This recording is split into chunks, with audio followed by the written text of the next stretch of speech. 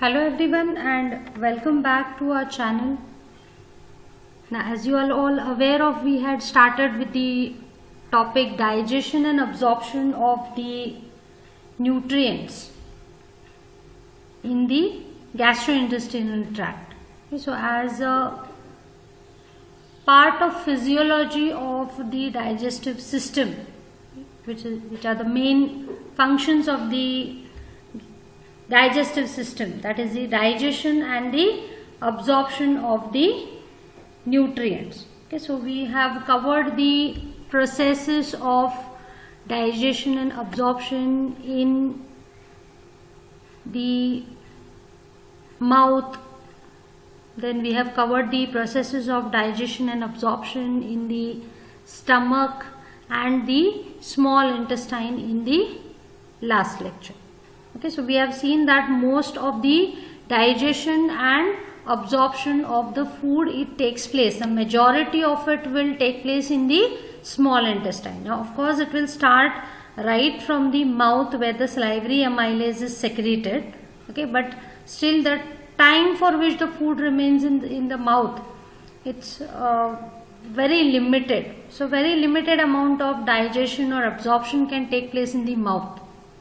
Okay, whereas the food is conveyed through the pharynx and the esophagus. Okay, so over here also there are no chances of absorption and digestion because food just passes through these parts very quickly to enter into the stomach, where the food will remain for quite some time. Actually, stomach it acts as a temporary storage wherein the food is stored and it is passed into the duodenum, which is the first part of small intestine, in very small amounts.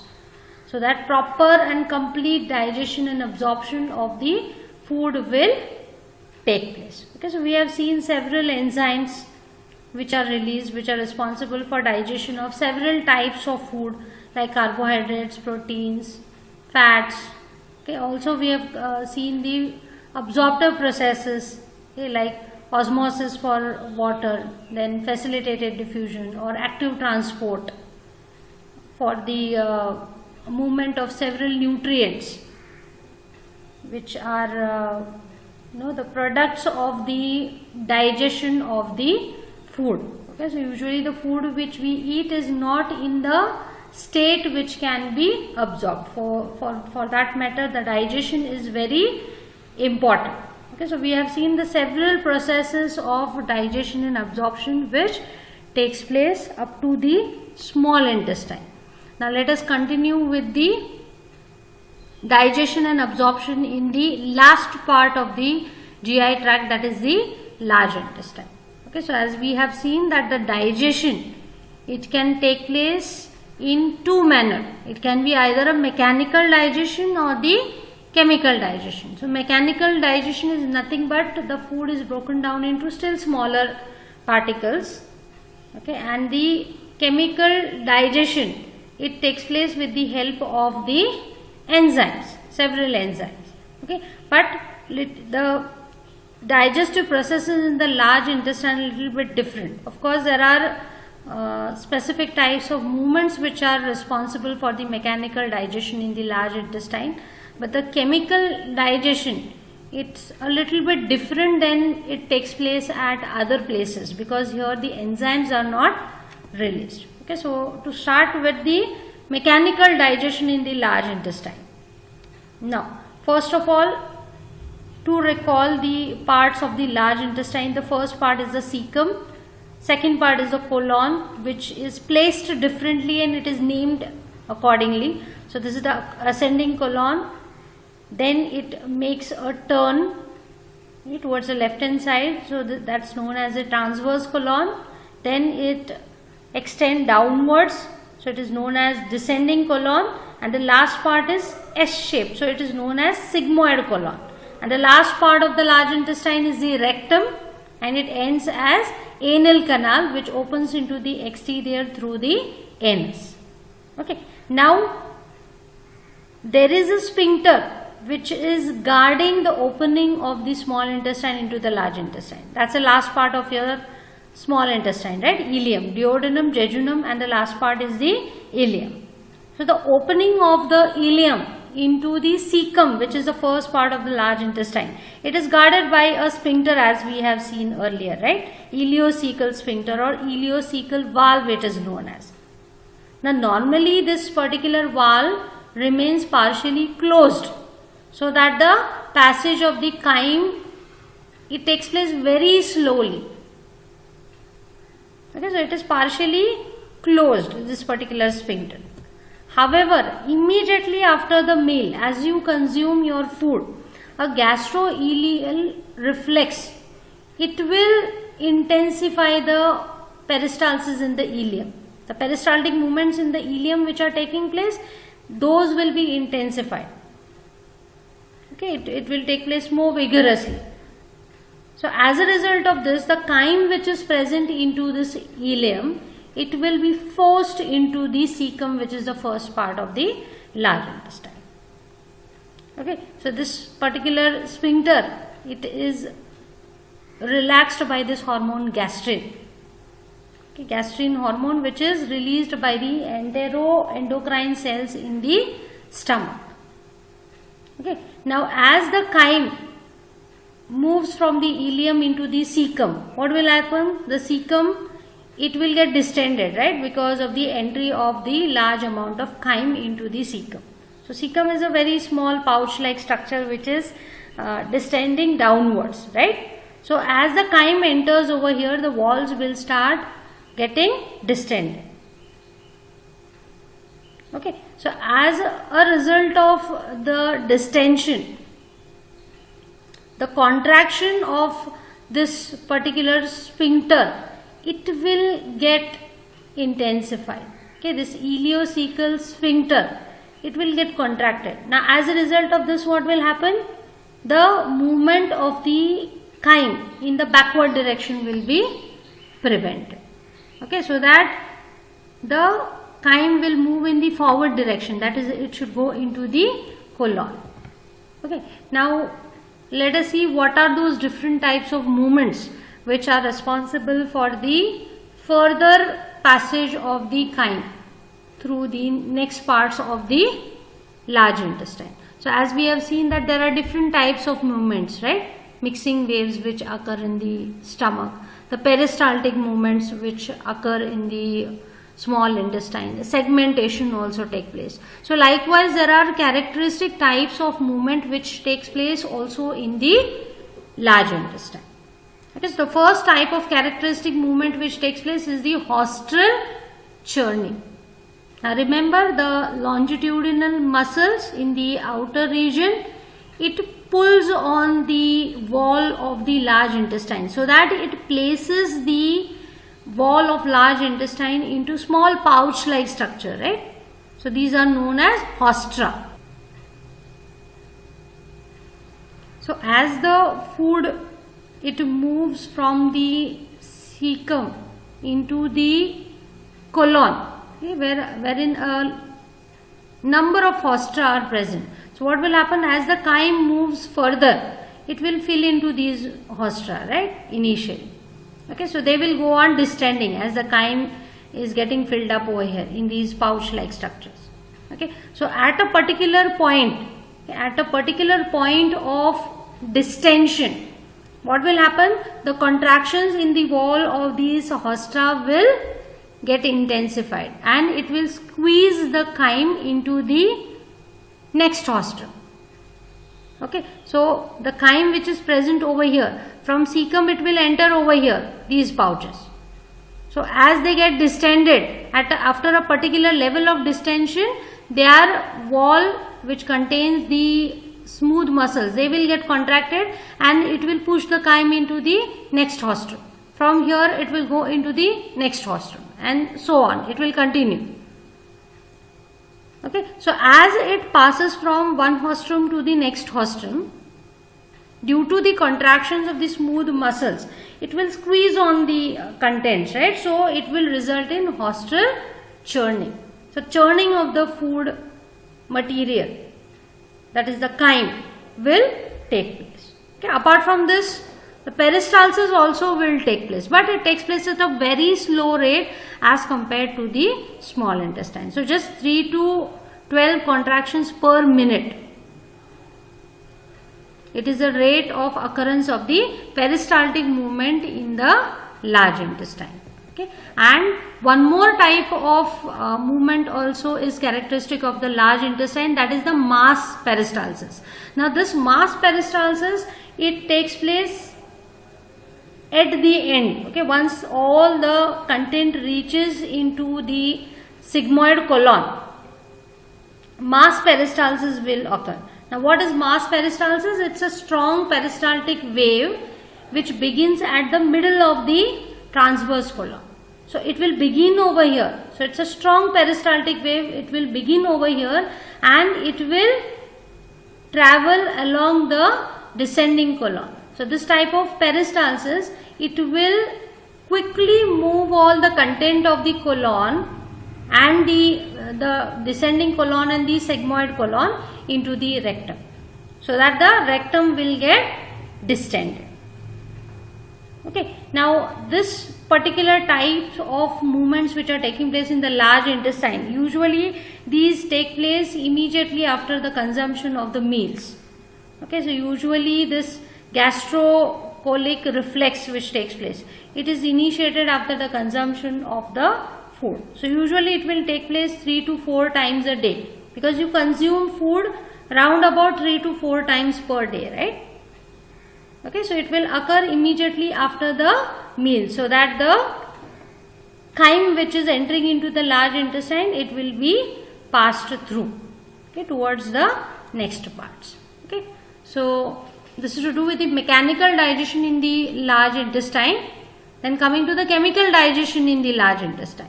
Okay, so as I have told you earlier, the intestinal glands which are present in the large intestine, okay, as we have seen that there are crypts of lubricant in the large intestine also, but the cells which are lining these glands, usually these are made up of goblet cells which will produce the mucus. Usually the glands which are present in the large intestine, they do not secrete any enzyme in the large intestine.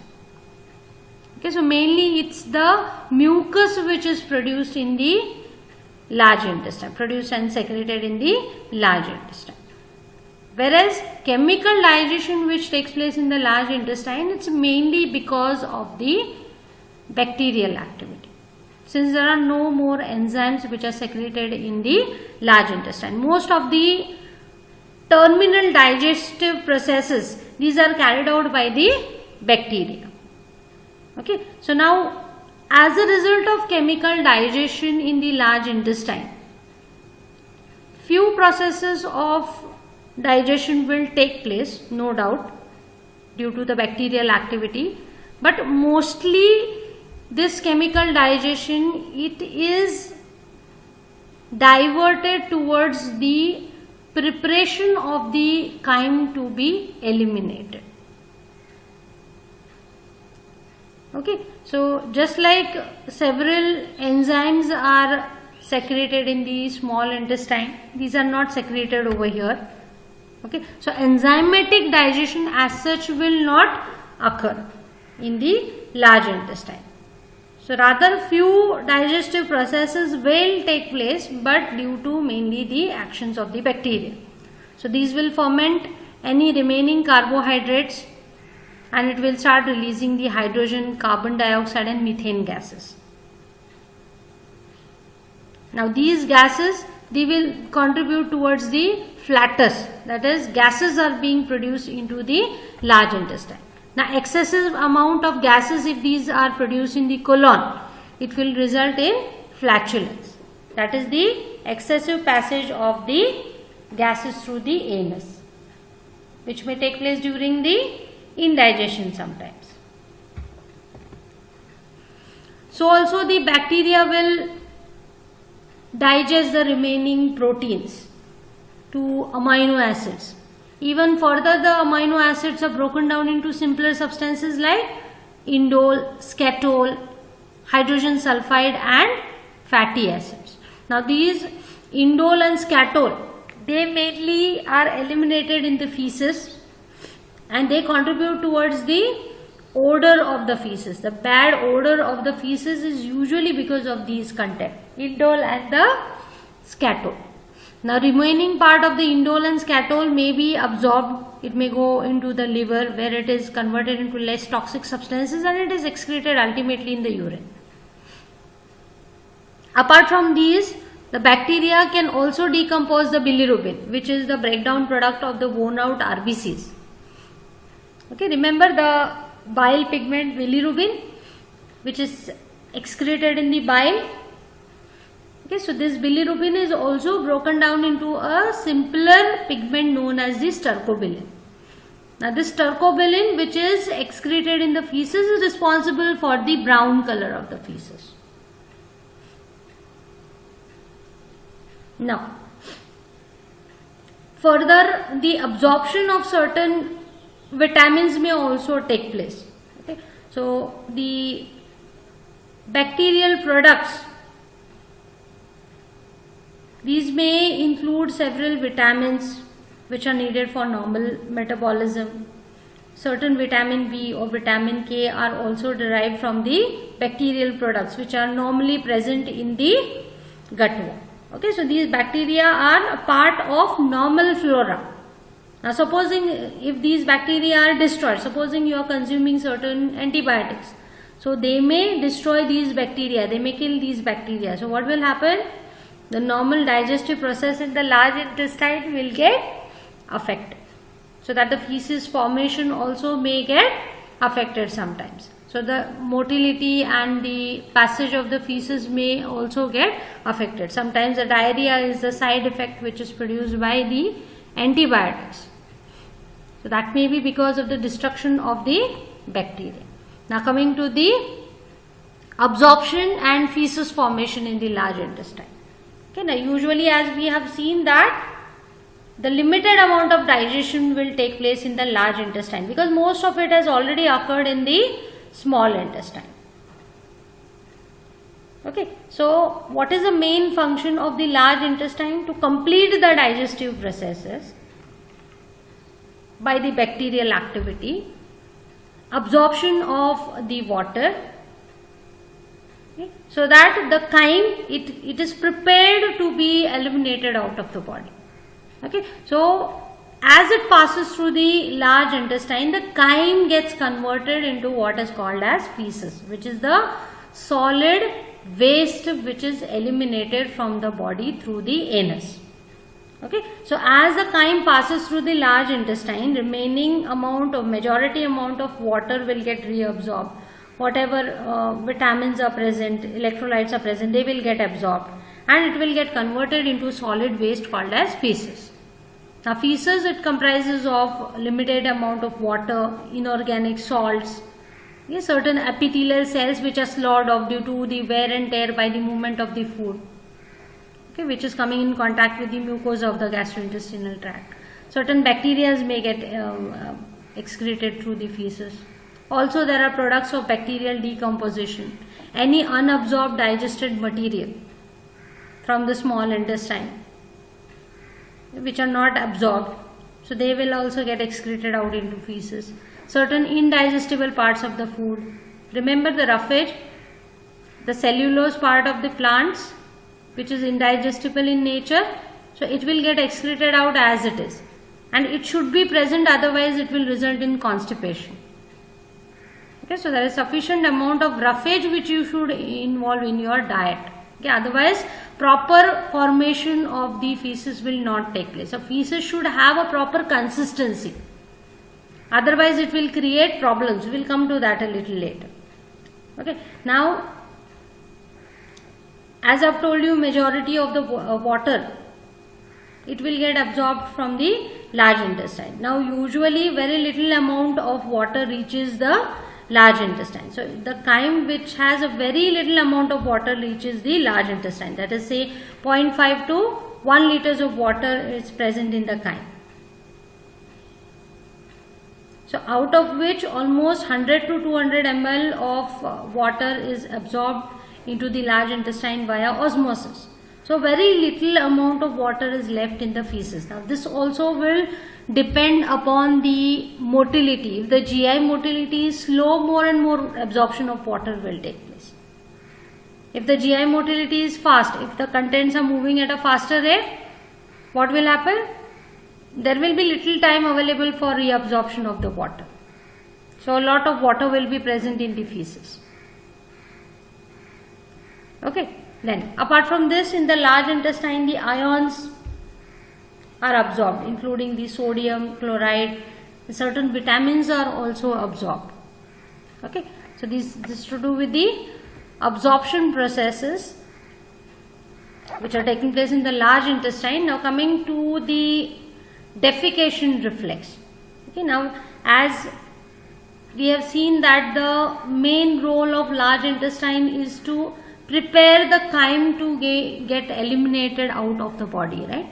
And that particular process of removal of the solid waste in the form of feces out of the body, it is known as defecation.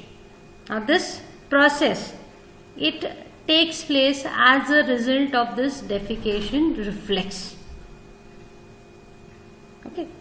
Reflex in the sense it's at the spinal level. The control is at the spinal level. That's why it is known as the reflex. Now, as we have seen under the movements in the large intestine, there is mass peristaltic movement which takes place, right? Which pushes the fecal material from the sigmoid colon into the rectum. It begins in the transverse colon and it pushes the content very quickly into the rectum, right? So as a result of this, what will happen? A large amount of fecal material will come into the rectum, and the size of rectum is very small, right? So as a result of entry of large quantity of fecal material, the rectal wall will get stretched, right? It will get distended. Now there are stretch receptors which are continuously monitoring the amount of distension of the rectal wall. So as a result of this distension, stretch receptors will get stimulated. So these are nothing but the neurons which are continuously monitoring the amount of distension. Okay. So as a result of this stimulation of the stretch receptors, they will initiate a defecation reflex, which will be responsible for emptying of the rectum. Okay. Now let us see what exactly is the defecation reflex, how exactly it takes place. Okay. So it is initiated by the distension of the rectal wall, right? So as we have seen that from the sigmoid colon, entire content will come into the rectum. So the walls of the rectum will get distended. So as a result of this, the stretch receptors which are present, they will send the sensory nerve impulses to the sacral spinal cord. That is the last part of the spinal cord. And from here itself the motor impulses will be initiated and it will travel through the parasympathetic nerves and it will reach to the descending colon, sigmoid colon, rectum and anus. So it will send the motor signals for the contraction of the longitudinal muscles in the rectum. So the longitudinal muscles which are present in the wall of the rectum, they will get contracted. So as a result of this, it will put a pressure on the contents which are present in the rectum. So this, along with the voluntary contractions of the diaphragm and the abdominal muscles and the parasympathetic stimulation, it will open the internal anal sphincter, this one. So it will get widened and the content of the rectum will be pushed out of the body through the anus. So this is called as the defecation reflex, through which the excretion of the solid waste from the body will take place. Okay. Now there are two pathological terms which are associated with this, that is diarrhea and constipation. Diarrhea means, dia means through and rhea means flow. Now diarrhea exactly means the increase in the frequency, that is the number of times the defecation will take place, or the volume of the fecal material, or the fluid content of the feces. These will be increased. So a passage of lot of watery feces and the excessive number of times the passage of the feces will take place. That particular condition is known as diarrhea. Now usually the passage of feces 2 to 3 times per day is normal. But if it is more in number, supposing if you pass the feces say round about 5 to 7 times per day, which contains a large amount of fluids. So that is characteristic of the diarrhea, and this may be due to certain infections, okay, or maybe due to increased motility of the GI tract or decrease in the absorption into the intestines, so that a lot of water is excreted out. So it will result in lot of passage of feces. Now exactly opposite to this is the constipation. Con means together, stip means to press. So this refers to infrequent or difficulty in defecation. Okay, now this may be caused due to decrease in the motility of the intestines. So as a result of decrease in the motility, there will be more and more time available for reabsorption of water, because the fecal material remains in the colon for a long period of time. So excessive water is absorbed and the feces which is produced, it will become hard and dry, so that it becomes difficult to pass the feces. So defecation becomes difficult in this particular condition, that is constipation. So this is to do with the digestion and the absorption of the nutrients in the GI tract. Now, have you ever thought why all these processes are taking place in this particular sequence? Now, why saliva secretion starts once you have your meal? Why the gastric juices begin to secrete, or why the acid secretion starts once the food reaches the stomach? Or why the food even will move from the stomach into the intestine, into the duodenum? And as the food reaches the duodenum, immediately why the pancreatic juice gets secreted, or why the bile gets secreted? Or what are the processes which will initiate the release of all those enzymes, or the movement which are characteristic of each part of your intestine? Why the food moves into the large intestine? What are those processes which are regulating all these movements or all these secretions? Have you ever thought of why it takes place? Now that's because there are certain neural and hormonal regulations which are controlling all these processes, so that all of these will take place sequentially. Okay, everything, all the processes which takes place as the food enters into the mouth, it moves through the GI tract and it moves out of the body. Every particular process is regulated. Now, which are those processes which are regulating all these processes? Okay, so these are basically under the control of phases of digestion. Okay, so these digestive activities which take place, these are taking place in 3 overlapping phases called as the cephalic phase, the gastric phase and the intestinal phase.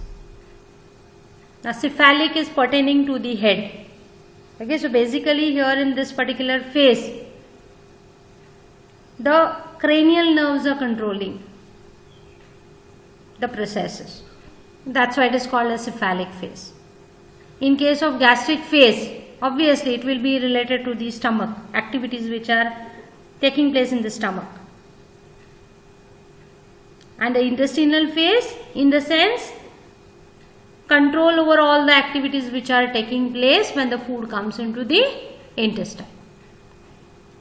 Okay, so let us see all these phases in detail. Okay, so coming to the first phase, that is cephalic phase. Okay, now in this particular phase, now when this particular phase is initiated, now whenever you smell a particular type of food, or say any type of food, supposing if your mother is cooking in the kitchen and you smell, you get a very nice smell of your favorite dish, or if you see a food, you get tempted to eat that, right? Even if you think about the food, right now if you imagine about your favorite dish, what will happen? Your mouth will start watering, right? So common person will say it's a mouth watering dish, right? Mouth watering means what? Now common person will call it as a my mouth has started watering. Now what is happening? Is water getting secreted in your mouth? What is it exactly? You should be able to answer this question by now. What is getting secreted in your mouth? It's the saliva. Okay, so even if you are not eating, even if you smell or see or think about the food or the initial taste of the food, it will activate the neural centers in the certain areas of your brain. That is the cerebral cortex, hypothalamus and the brainstem. Now as a result of this, what will happen? It will activate certain nerves. Okay, so these are the cranial nerves. Okay, this is the 7th cranial nerve, the facial nerve. 9th cranial nerve, that is the glossopharyngeal nerve. And the 10th cranial nerve, that is the vagus nerve. So all these 3 nerves will get activated in the brainstem. Now as a result of activation of these nerves, what will happen? The facial and the glossopharyngeal nerve, that is the 7th and the 9th nerve, they will stimulate the salivary glands to secrete the saliva. Okay, so this is what is watering sensation in your mouth. Okay, so secretion of saliva will take place. And the vagus nerve, that is the 10th cranial nerve, it will stimulate the gastric glands to secrete the gastric juices in your stomach. Okay, so what is happening as a result of this? Your digestive system is preparing itself for the receipt of the food. Now even in these situations, smell, sight or thought, you are not actually eating the food, right? So before the food enters into your digestive system, it has started all the processes and it has started preparing itself for the receipt of the food. Okay, so your mouth and the stomach, the secretions are increased in such a way that it will prepare itself for the would-be entry of the food even before it has entered into your digestive system. Okay, and the next phase is the gastric phase. Okay, so now this gastric phase, it is getting initiated once the food reaches the stomach. Now again, the gastric phase involves the neural regulation as well as the hormonal regulation. Okay, so neural in the sense certain neurons are getting activated where certain nerves are getting activated. Hormonal regulation in the sense certain hormones will get secreted which will initiate certain processes. Now ultimate aim is to promote the gastric secretions and gastric motility.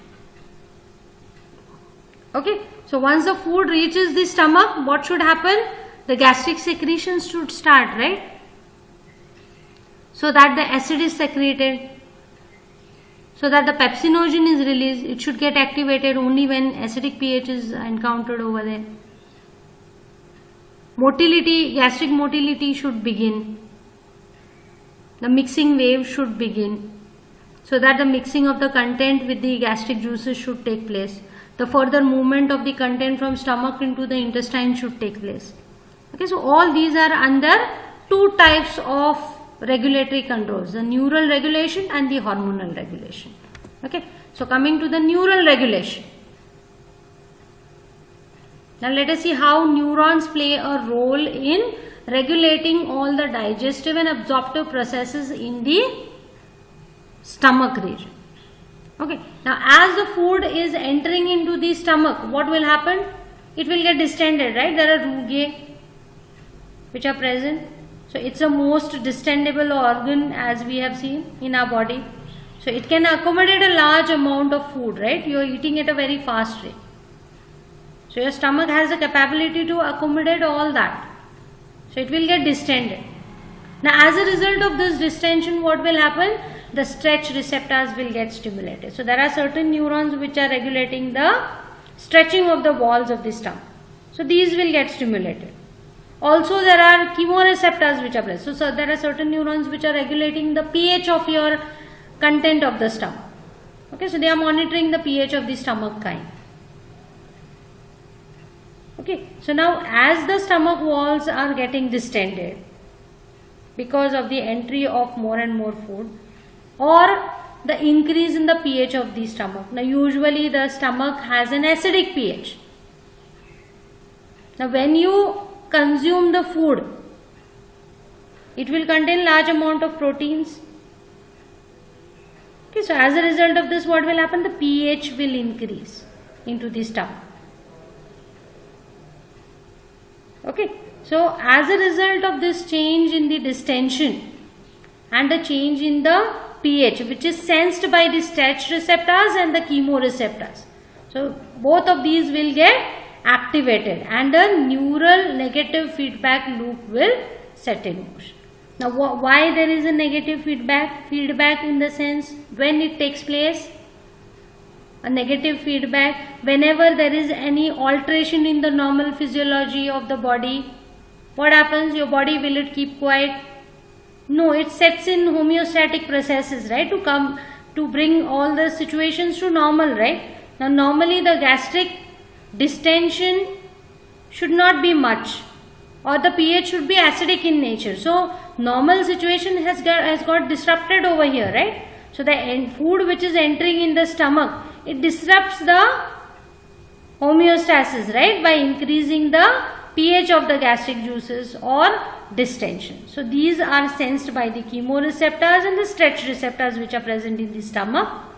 So as a result of these, is the stimulation of these chemoreceptors and stretch receptors, nerve impulses will propagate towards the submucosal plexus.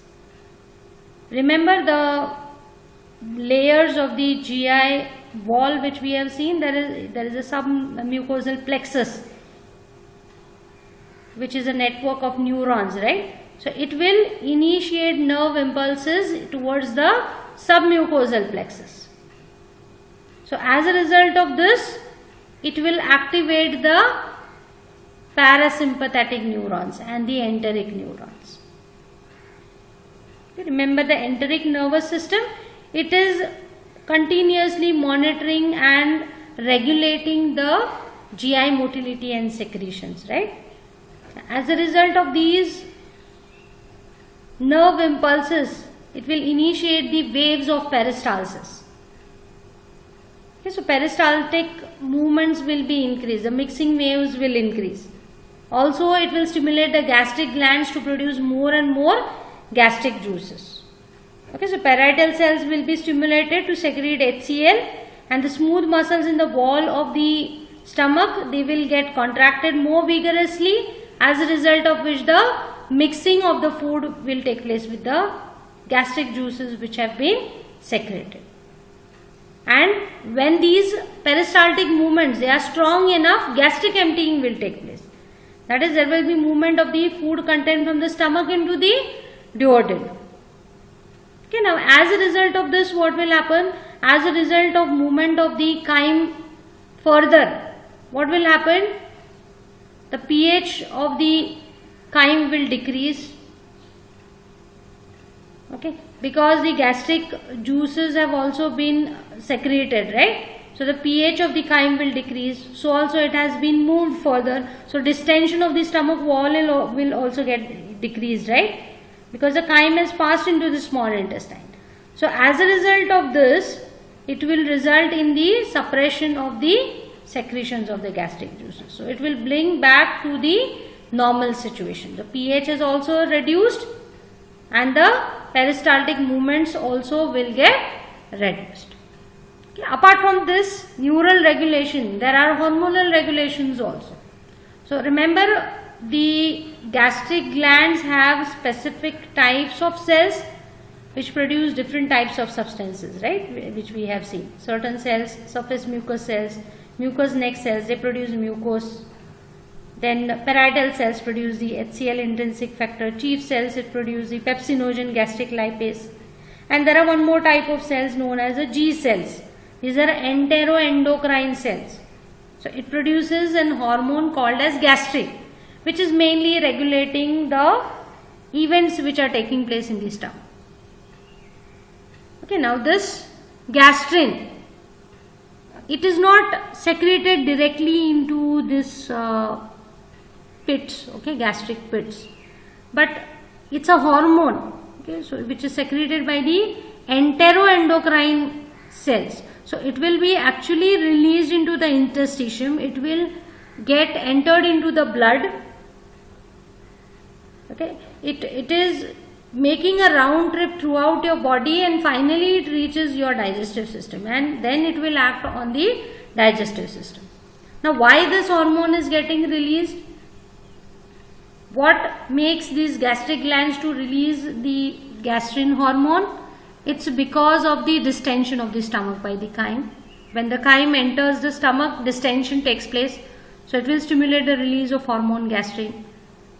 The partially digested proteins which are present in the chyme also stimulate gastrin release.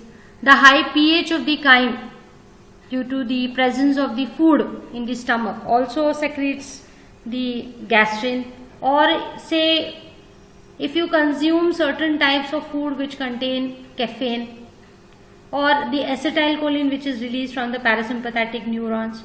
So these are all the conditions wherein gastrin hormone will be released. Now let us see what is the role of this hormone gastrin. So gastrin, first of all, it will stimulate the gastric glands. Okay, so we have seen the neural regulation which is also stimulating the gastric glands.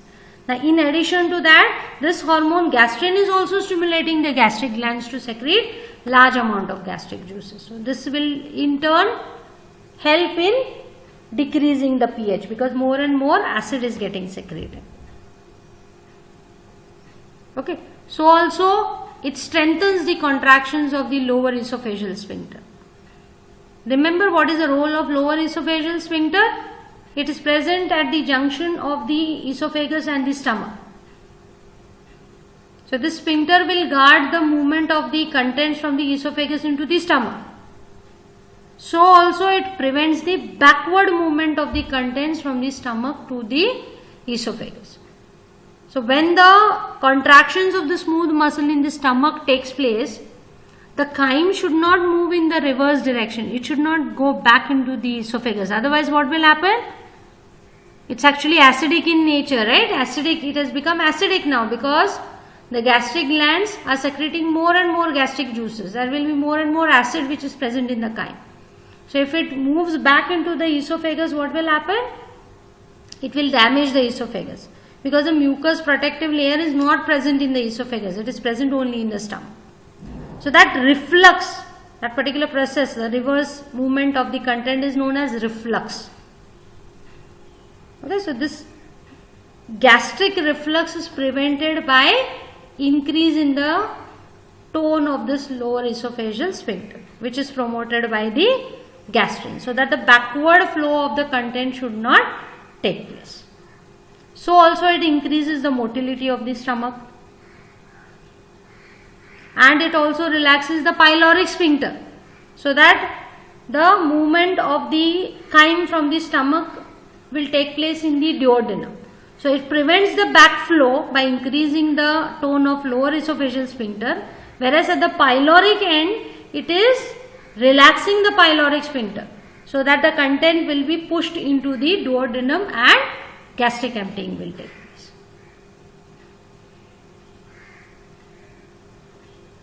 So this gastrin secretion, it is inhibited when the pH of gastric juice drops below 2, and it is stimulated when the pH rises. So mainly it's because of the change in the pH. If the acidic pH is disrupted, if it goes towards the alkaline pH, it will secrete the gastrin hormone. So as a result of this, it will stimulate the gastric glands to produce gastric juices, and it will initiate the contractions. Okay, so this particular hormone, it helps in maintaining the negative feedback mechanism, initiating a negative feedback mechanism, so that optimum condition is available for the functioning of the pepsin. Remember this hormone pepsin, which is secreted in the form of pepsinogen. It's a protein digesting enzyme. Pepsinogen, always it is released in the inactive form, but it gets activated into pepsin only when it encounters the acidic pH. So that is maintained by the gastrin. Also the acidic pH will kill the microbes. It denatures the proteins also which are present in the stomach. Okay, so various digestive processes are initiated, and various type of movements are also initiated by this particular hormone. So this is to do with the gastric phase, and coming to the intestinal phase. So this particular phase of digestion will become activated when the food reaches the small intestine, or the chyme will enter into the small intestine. Okay, now if you can recall the events in the cephalic and gastric phases, what was happening when these phases were getting activated? What was happening? It was stimulating the secretory activity and the motility in the stomach, right? Cephalic as well as gastric phase. Whereas those activities which are occurring in the intestinal phase are going to inhibit all these actions. That is, it will inhibit the secretory activities which are taking place in the stomach, as well as it will inhibit the motility also which is taking place in the stomach. Now how it will help? As a result of decrease in the secretion in the stomach and motility, it will slow down the exit of the chyme, right, from the stomach. So we have seen under the neural as well as hormonal regulation of the gastric phase that the GI motility is increased, so that the chyme will move from the stomach into the duodenum.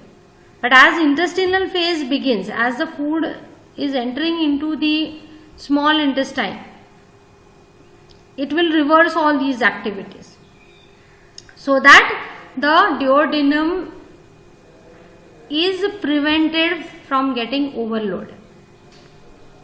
Imagine if these activities are not stopped, what will happen? If the motility of the stomach, it is not inhibited, what will happen? The content of the stomach will go on moving into the duodenum, right? So what will happen? The duodenum will get overloaded with the chyme. Okay, so more and more chyme will enter, so that it will not get properly digested or absorbed, right? So to prevent this, first of all, the activities which are initiated in the cephalic and the gastric phase must be inhibited.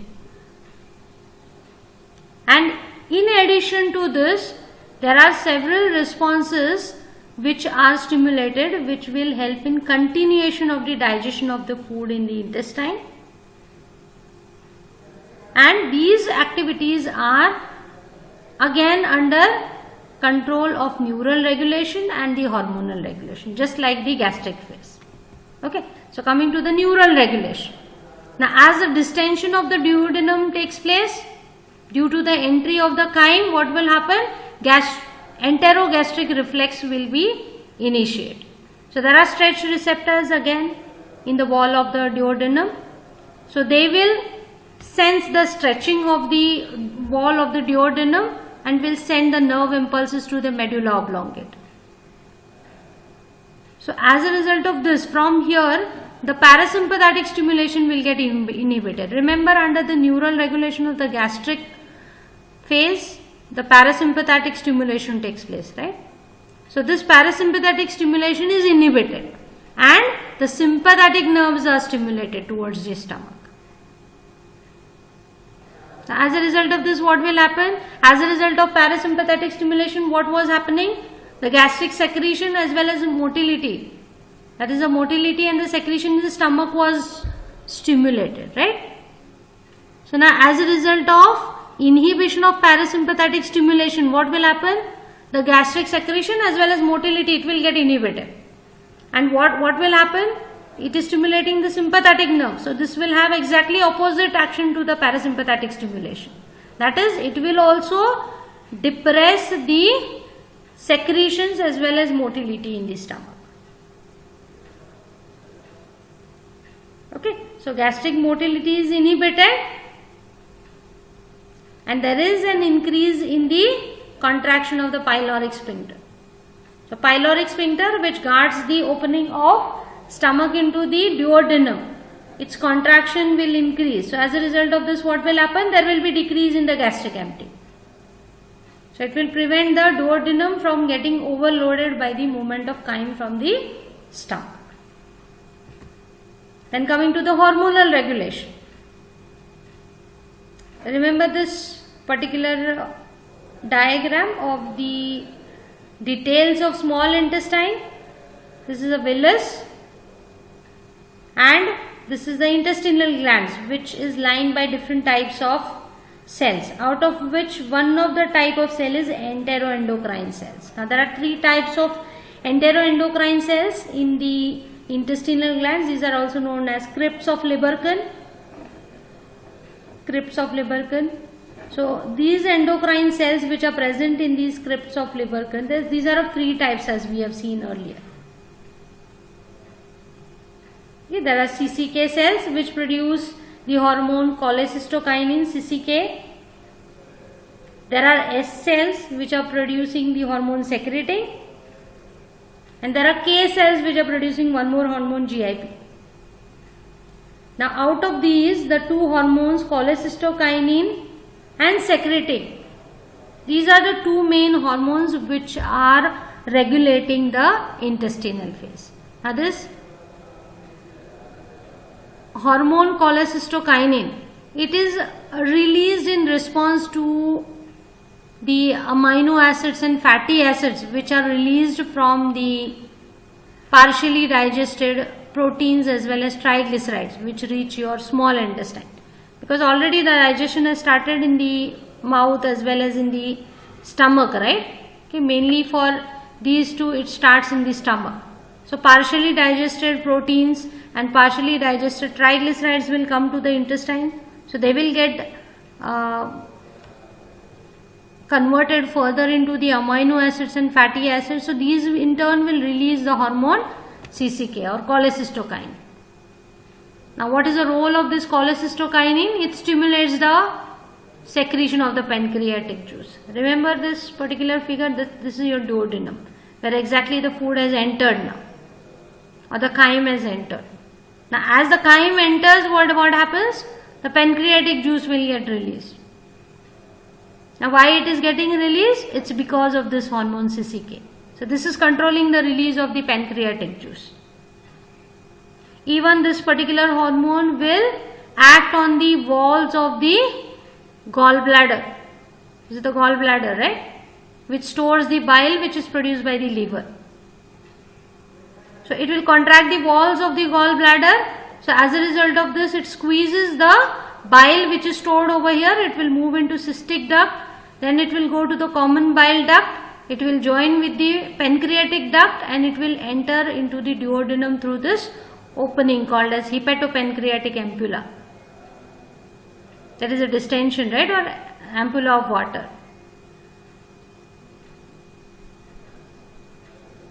Okay, so as a result of this release of this hormone, it will secrete more and more pancreatic juices and bile, which will help in the digestion of the chyme which is entering into the duodenum. So also CCK will help in relaxation of the sphincter which is guarding this opening, that is the sphincter of hepatopancreatic ampulla or the sphincter of Oddi. So in turn it will help in the flow of the bile as well as the pancreatic juices into the duodenum. Okay, then apart from this, even the CCK slows down the gastric empty. Now how it slows down? Remember this particular pyloric sphincter which is guarding the opening of the stomach into the duodenum. So it is promoting the contraction of this pyloric sphincter. So as a result of this, movement of the chyme into the duodenum will get slowed down. Also it produces satiety, that is a feeling of fullness. Now this is the feeling which makes you to stop eating, satiety. Otherwise what will happen? You will go on eating, right? Beyond the capacity of your GI tract to digest. So this particular hormone also produces the feeling of fullness by acting into the hypothalamus in the brain. Also it promotes the normal growth and maintenance of the pancreas. The pancreas which secretes the pancreatic glands. Apart from this, it also enhances the effects of the secretin, which is one more hormone which is secreted by enteroendocrine cells of the intestinal glands, by the S cells. So secretin is produced by the S cells which are present in the crypts of liver. Okay, now in turn this particular hormone secretin will stimulate the flow of pancreatic juice. Okay, so apart from CCK stimulating the release of pancreatic juice, secretin will also promote the secretions of the pancreatic juice. You know, pancreatic juice is rich in bicarbonate, right? Okay, so as a result of release of more and more bicarbonate, it will result in buffering of the acidic chyme.